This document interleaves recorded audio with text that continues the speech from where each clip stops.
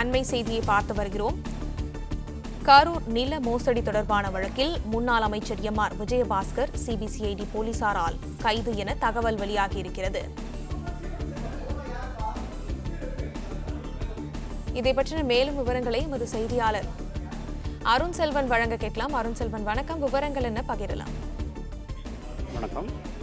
முன்னாள் அமைச்சராக இருந்தவர் எம்.ஆர். விஜயபாஸ்கர்.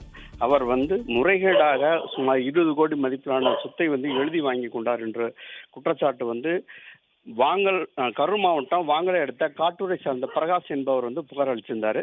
அதன் அடிப்படையில் முதல் தகவல் அறிக்கை பதிவு செய்யப்பட்டிருந்ததால அவரும் அவரோட சகோதரர் மற்றும் அவருடைய ஆதரவாளர்கள் தலைமறைவாக இருந்து வருகிறார்கள்.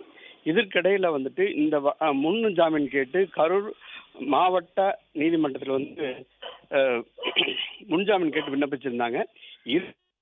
அந்த முன்ஜாமீன் மனுவா தள்ளுபடி செய்யப்பட்ட நிலையில தற்போது இன்று சென்னையில் முன்ஜாமீன் கேட்டு விண்ணப்பித்திருக்கிறார்கள். இதற்கிடையில் 14 தனிப்படைகள் அமைக்கப்பட்டு முன்னாள் அமைச்சரை சிபிசிஐடி போலீசார் தேடிட்டு இருந்தாங்க.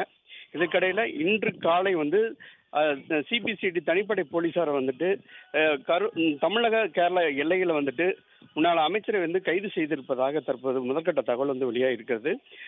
இதனை அடுத்து அவர்கள் கரூர் அழைத்து படலாம் என்று போலீஸ் தரப்பில் சொல்லப்படுகிறது.